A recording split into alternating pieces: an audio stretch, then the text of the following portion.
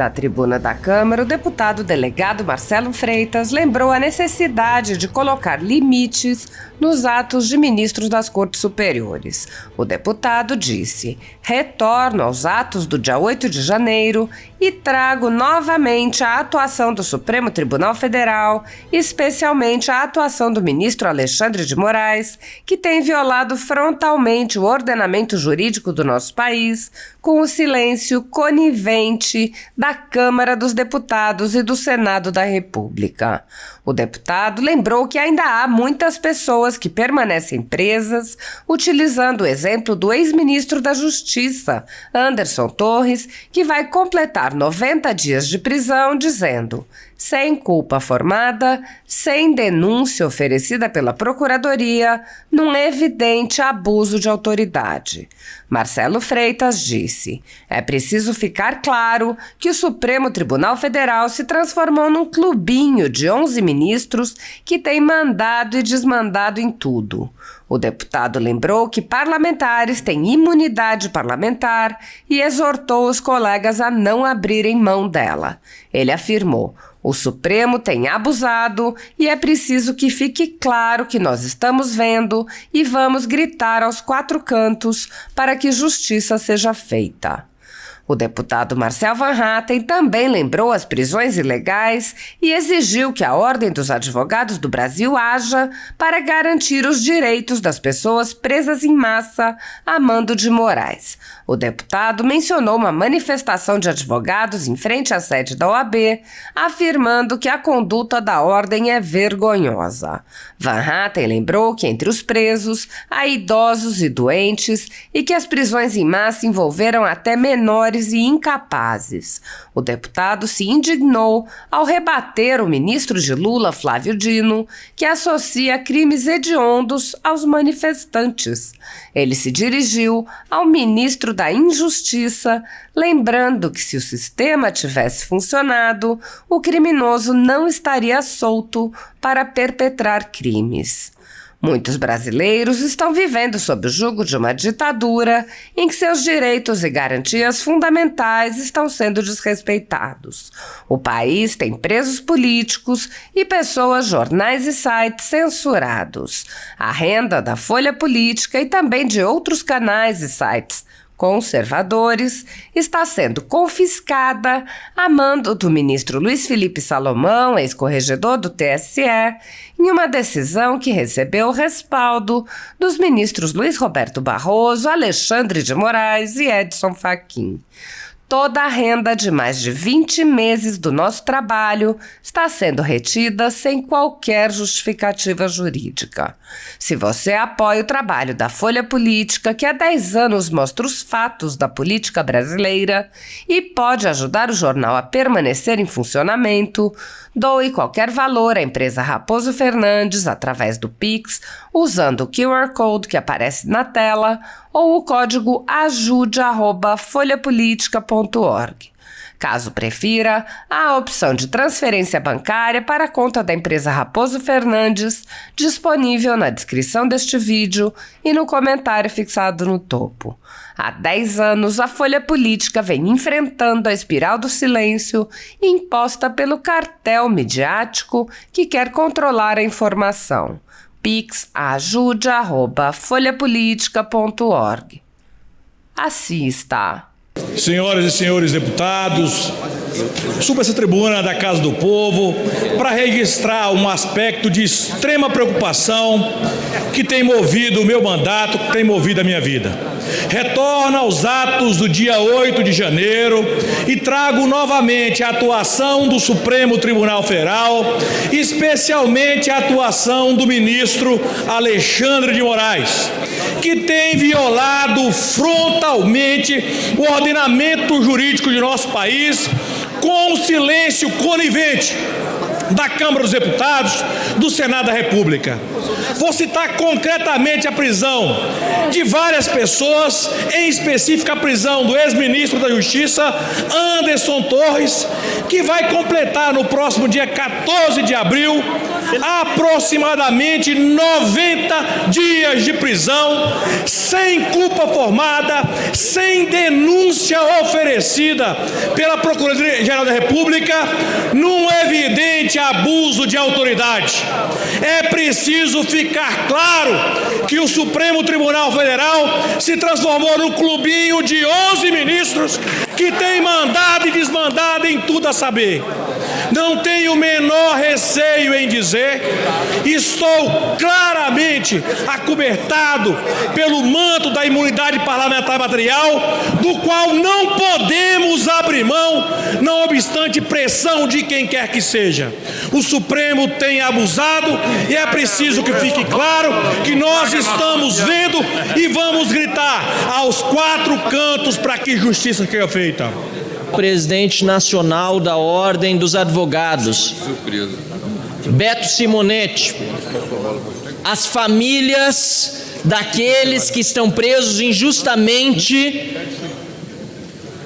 em virtude dos atos do dia 8 de janeiro, daqueles que não têm o devido processo legal respeitado, daqueles que estão vendo diante dos seus olhos os abusos e a Constituição ser rasgada, pedem a intercessão e estiveram por isso no dia de hoje, senhor presidente, diante da sede da Ordem dos Advogados do Brasil, lendo uma carta agora há pouco, para que a Ordem dos Advogados cumpra o seu papel. É vergonhoso ver a OAB completamente calada nesse momento, com poucos fazendo a sua parte, como é exceção o presidente da seccional do Rio Grande do Sul, senhor Leonardo Lamáquia, que está, deputado Cherini, que preside nesse momento esta sessão, se manifestando contra os abusos que acontecem lá na Papuda. Quero, senhor presidente, dizer que a carta traz muito claramente aqui que não é possível permitir que quem tem residência fixa, trabalho comprovado e que é responsável pelo provimento da família, não é possível que não estejam respondendo à justiça em liberdade, ainda mais tendo sido presos injustamente, fora do que diz o devido processo legal. Sim, que sejam punidos aqueles que efetivamente quebraram, depredaram o patrimônio público, mas fazer o que estão fazendo hoje, senhor presidente, inclusive com pessoas doentes, com câncer, pessoas autistas, não dá para tolerar. Idosos, idosas, mães de crianças menores de 12 anos. E depois, senhor presidente, o ministro da Justiça, que não é digno do cargo que ocupa, Flávio Dino, fez uma declaração horrenda, absurda, querendo vincular aquele marginal,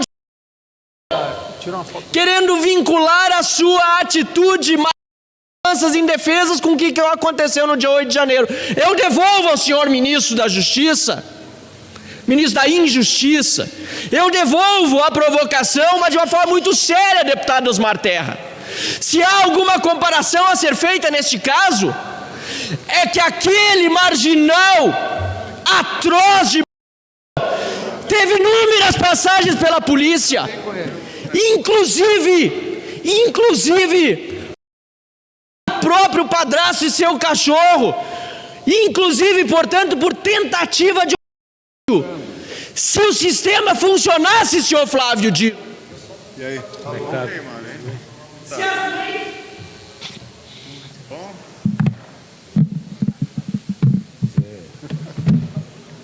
Se as leis não fossem lenientes com a impunidade como defende o partido de Vossa Excelência e o presidente Lula e todos aqueles na esquerda, aquele teria ocorrido, ao passo que pessoas que nunca pisaram na vida numa delegacia, a não ser talvez Zé Medeiros, para denunciar um roubo, um furto, hoje estão há mais de 90 dias encarceradas, a maioria, grande maioria, completamente injusta e ilegalmente. Faço aqui um apelo ao presidente da OAB, Beto Simonetti. Faço também um apelo ao presidente da OAB de Minas Gerais, Sérgio Leonardo, uma vez que um processo meu está sendo tocado por um advogado mineiro. E até hoje, senhor presidente Sérgio Leonardo, mesmo procurado a OAB de Minas Gerais, até hoje, não tivemos acesso aos autos no Supremo Tribunal Federal. A OAB tem que deixar de ser uma vergonha e ser ativa. Obrigado. esse requerimento aí quer fazer com que no Brasil nós voltemos a ter a escravidão institucionalizada de médicos cubanos. Nós não podemos aceitar que voltemos a esse passado no Brasil em que médicos formados em Cuba, exportados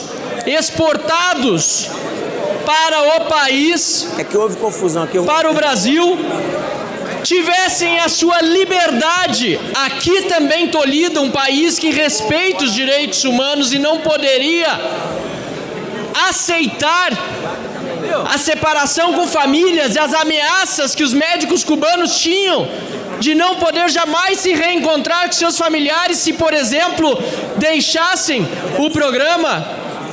E tão nefasto quanto trabalhavam a soldos insignificantes perto daquilo que realizavam em trabalho. Dos 10 mil reais que recebiam de bolsa, nem um terço, deputado Fraga, ficavam para os próprios médicos. O resto era usado para financiar a ditadura cubana. Felizmente, este parlamento, quando recebe a proposta legislativa do governo passado, decide acabar com essa situação de trabalho escravo. E a esquerda gosta de falar muito de trabalho escravo. Está aí, trabalho escravo realizado no Brasil com médicos cubanos. Isso fez parte de um passado terrível. Aliás, importante lembrar, Dilma Rousseff assina a medida provisória e no mesmo dia os médicos já são enviados nos aviões de Cuba para cá, sem dar tempo de, surpreendido, este parlamento se debruçar com seriedade sobre o tema e rechaçá-lo, quando já estão aqui finalmente. Depois é aprovada aquela medida provisória dos mais médicos, fazendo essa institucionalização do trabalho escravo no Brasil. Um absurdo, depois do fim da escravidão, vermos essa escravidão moderna sendo praticada aqui no Brasil por instrumentos legais e vontade ideológica de um governo corrupto. Não podemos permitir o retorno dessa desgraça ao Brasil e por isso tanto Novo como oposição, como outros partidos orientam contra. Obrigado, senhor presidente. Obrigado, deputado. Deputada Jaque.